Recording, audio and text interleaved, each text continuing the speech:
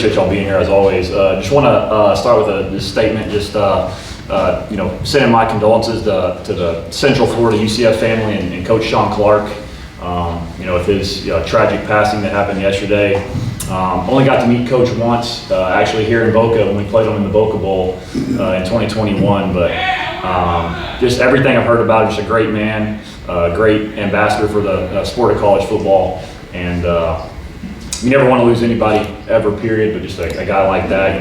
Coach Santana coached with him at Appalachian State, and I've heard just nothing but great things. And so just want to send my condolences here from our FAU football family to his family and the UCF family as well, and especially everybody there back at App State as well that I know really valued their time and his time there as their head football coach. So just wanted to start with that, and I'll open up the questions.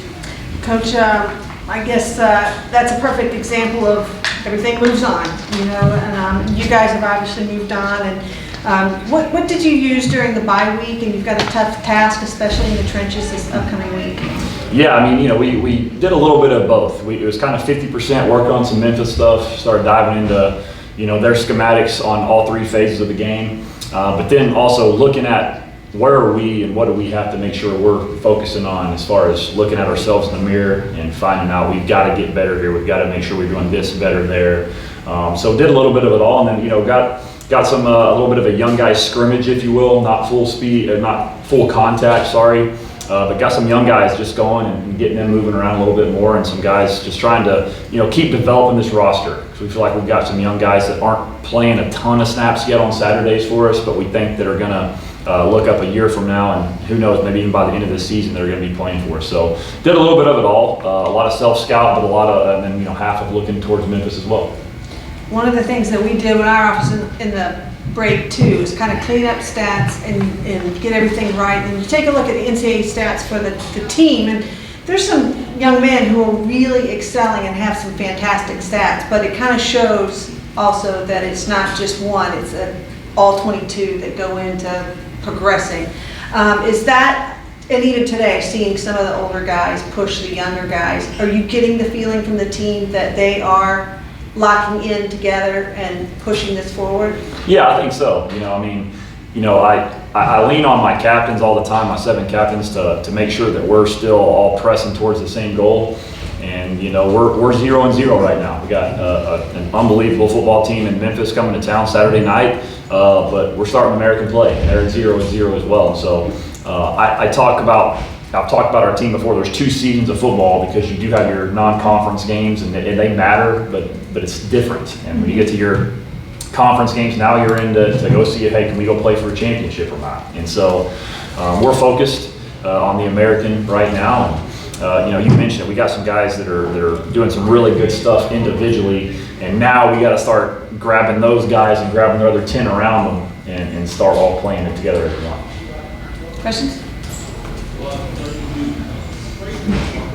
Looking at this week, when it comes to the offense and everything, what's the biggest thing that you want to see from the unit starting off the game? Obviously you're facing a Memphis team that has competed at a very high level against multiple opponents. What do you want to see different from the past few weeks in terms of starting out, and then also over the course of the game? Like, how do you want to see the unit progress? Yeah, execution and protecting the football. Protecting the football is number one. If you look at where we're at right now, talking about NCAA stats, we're at the bottom of the bottom in the country right now in turnover margin. And so if you look up in 10 weeks and we're sitting at 136 in the country in turnover margin, there's no secret out there. We're going to have a really bad record. And so it starts with us protecting the football on offense. We've got to protect the football. But that, again, I use the protect the football plus execution in the same, because it's always a group of things that happen of why that ball gets turned over. Now, there may be one play where, hey, the quarterback just threw a bad ball. I get that, but the right tackle gets beat. The quarterback should not have to get out of the pocket. He's got to get out of the pocket. Now your receiver and your quarterback maybe not on the same page. So we've got to start doing the small things that are easy with football, right? Just executing our one-on-one assignments. So talk about doing your 1/11th. Each person doing their job and executing their assignment. But protecting the football is number one. I told our guys this morning, I challenged our offense, guys, if we look up Saturday night, 10 p.m., 10:30 p.m., and we have 0 turnovers on the stat book, let's look out and see what's going to happen. You know, if we continue on the trend that we're at and you're averaging 3 turnovers a game, I mean, it's not rocket science. We're going to struggle. And then conversely, talk about the defense, they've got to do their part too. And you talk about turnover margin. It's a team stat. It's not an offensive stat. So we've got to get the ball back. We've only taken the ball away once. We've got to take the ball away on defense and special teams as well. We can punch the ball on punt return, kick return. We can kick an onside kick or whatever the case may be to create turnovers. We've got to do a better job as a whole team of protecting the football and taking the football away. So that's kind of been the theme of the week. But just execution. If we execute, I have no doubt we'll look up at 10 o'clock, 10:30 Saturday night and feel good about it. When it comes to the run game, specifically, how big has that emphasis been on that heading into this week to make sure you guys have a balanced attack, especially against the Memphis defense that has shown a lot in the way of being able to succeed against opponents, specifically last week against Arkansas? Yeah, I mean, when you look at Memphis schematically, man, they cause chaos. They are everywhere. They do a tremendous job. I think, from my studies of looking at it, it looks like their defensive coordinator almost has a philosophy similar to me at the quarterback position, where they give those guys some leeway to do some stuff on their own as long as they get to where they're supposed to be. And so, I mean, you'll see it. They're everywhere. They'll drop 8, then they'll blitz them all, and then they'll have guys everywhere. So for us, again, it's gonna be mucky at times. It's gonna be muddy, in the run game. It's not gonna be, you're not gonna just look up and you're gonna have averaged every carry 4 to 5 yards. You may pop one on them, but you're also gonna maybe lose a yard on a few here and there. That's just that's the style of play that they give you schematically. I thought they played really, really well against Troy and really, really well against Arkansas this past week of really getting pushed back in the defensive line. And so you got to be able to run the ball because, again, they've got the ability that fast to drop 8 on you in the pass game. When they want to drop 8 in the pass game, clearly we got to run the football. But again, I feel really good about where we're at with our run-pass balance. I think when you look at game 1 and game 3, us getting behind in the game has really skewed that stat line on exactly where we want to be. Because clearly we're behind, so we're having to throw the football because we're running out of clock. But I feel good with where we're at in the run game. And again, it's going to be a deal this week where it's going to have to be, slow and steady. Because again, it ain't going to be where you're going to look up and we're just gashing on every run for 10 to 15 yards. That's just not reality with the style of defense they play. And then flipping over to the defensive side of the ball, I mean, Memphis has one of the most dynamic running backs in the country, Simon Smith, and also a quarterback that can do a lot in the run game, Brandon Lewis. What's been the emphasis on defense? Has it been a lot of eye discipline? Has it been a lot of technique focus, especially with tackling? And then kind of adding on to that, how important is it to get pushed in the trenches on that side of the ball? Yeah, I mean, it's vital. I mean, first and foremost, they want to run the football. They want to control the clock. They want to run the quarterback. So it starts with your eye discipline because they will quick motion you and then try to run your split zone. They'll try to bluff. They'll try to do everything. They're not extremely multiple when it comes to that, but they're really good at what they do. And so we got to have great eye discipline. We got to be able to get knocked back, like you mentioned. But more than anything, we've got to fit the run game. We've got to fit the run game. So we can't get out of gaps on stuff because that's where those explosive gash runs happen. And you mentioned it. They got a super explosive running back that he's a one-cut runner, and if he hits a seam, he's probably out of there because he's got explosive speed. And so we've got to do a great job of being great on first down, first and foremost. If we can try to, get some tackles for loss maybe on first down, get them in the second long situations, get their quarterback where he's not just back there freely running zone reads and stuff like that all game. That's where we've got to be good. And then again, we gotta find a way to cause some turnovers. You know what I mean? And even the one turnover that we had really was a bad snap by the opposing team. We haven't technically taken the ball away when the ball's in the air or the ball's been punched out on the ground, something like that. So we've got to find ways to take the ball away. But it starts first and foremost with stopping the run and not letting the quarterback beat us with his legs.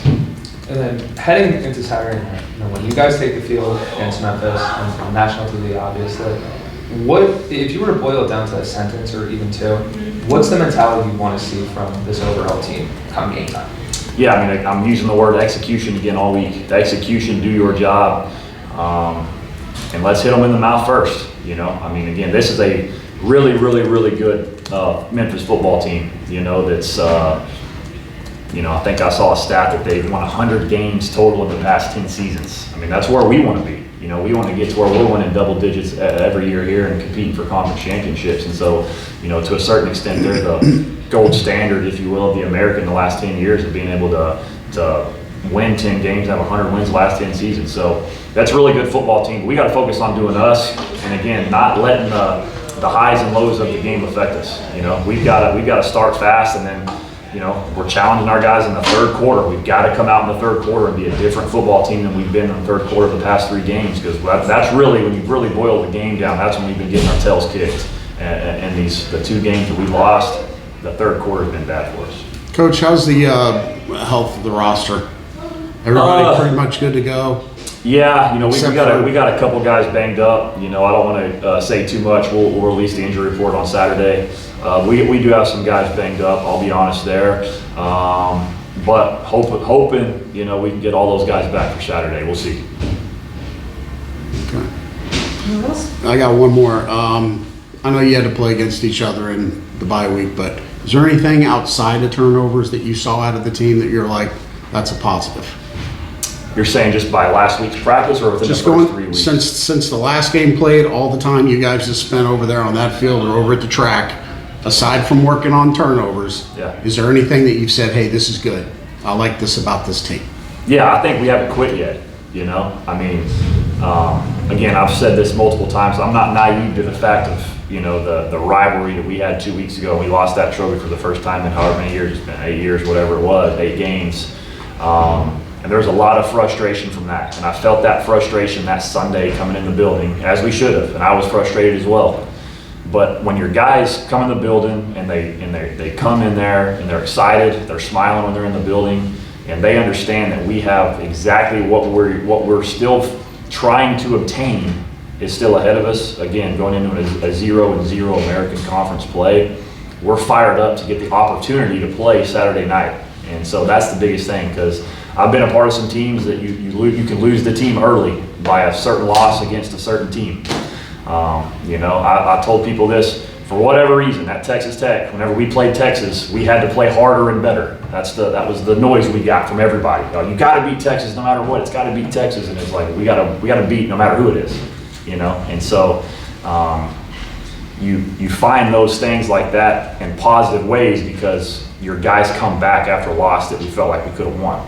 So we've got positive energy. We got guys that are still fired up to come in the building, and they haven't given up on each other or the staff.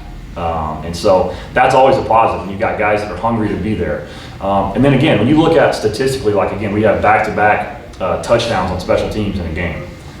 That's hard to do. So, you know, I know we're giving effort, and I know we got a great special teams coach in Coach Scoops. We're giving effort on special teams. Our best football players are playing on teams. Defensively, man, we're flying around. We've got to do some better stuff. We got to clean up some run fits. We can't MA the cut on some coverage, on some screen and goes and some stuff like that are really easy fixes. We just got to get our eyes right, like we had mentioned a little bit ago. And then offensively, again, we could talk statistics all day, but we are an improved team statistically. You know, Caden's almost completing 65% of his passes with those turnovers, and he's number 1 in the country in pass attempts, number 1 in the country in completions. And so there are a lot of positives that you can look at, but at the end of the day, the main thing that I always look at is that W and that L column, and it says 1 and 2 next to it. And so that's where the frustration comes. But there's always positives you can pull from. We gotta lean into those positives, but more so we gotta lean into the things we've got to get better at moving forward. 5 points up per game, 5% up, more than 5% up on the passing attempts. The turnovers have flip-flopped, and the special teams are way better, which is ironic. They've done just that. Yep. Right? Yep. Yeah. Okay. Last one? Yes, I'm doing a story on Kyle Boylston. Yep. And I'm just curious if you could share a little bit about his experience, your experience coaching him, and sort of maybe like 3 words that you could use to kind of describe him. Yeah, KB's awesome. You know, just a great young man that's, you know, clearly a great athlete. You know, it's really tough to try to play 2 sports at once in Division I, and I'm actually probably one of the rare people that have been around this actually. You know, so Patrick Mahomes' first year at Texas Tech, he played baseball with us as well, and so that spring he was doing football and baseball, and so I actually got a first-hand look at it in 2014 what that looked like, and now I got to see it this spring. Working with Coach McCormick and trying to make sure that we're doing everything on our end to make sure both parties are satisfied with what we need. But he's just a great kid. He's always got super positive energy. He's really athletic, as we know. Still a young guy in the football world and has some room to improve, but he's developing. But again, he's a guy that we see the future here really helping us out.